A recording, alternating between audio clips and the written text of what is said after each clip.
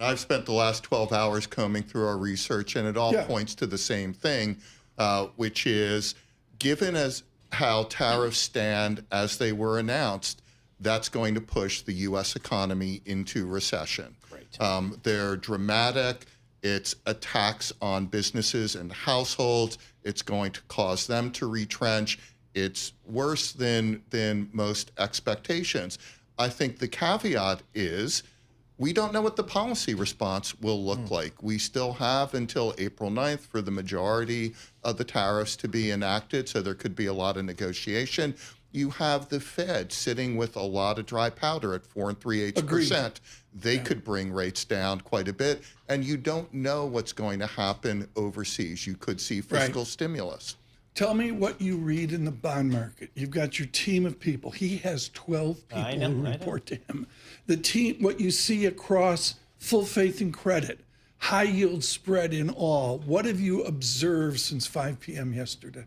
I see confusion. I see the market trying to digest. Inflation could go above 4%. The Fed's hands are tied, and recession could mean unemployment cruises through 4.5% to 5%. And is JP Morgan publishing a 5% what if on unemployment? No. I got to make some news here. Reese has failed me today. Okay, I've got news for you. Please. The Fed's hands aren't tied, and you'll love this. Where is Samuelson Econ 101 textbook? You mean the 1948 textbook? The difference is, folks, I read it in English. Michael read it in Greek. Tell us about Samuelson 1948. There is a difference in where the inflation is coming from. Demand pull is something the Fed responds to by hiking rates. That's what we saw after COVID.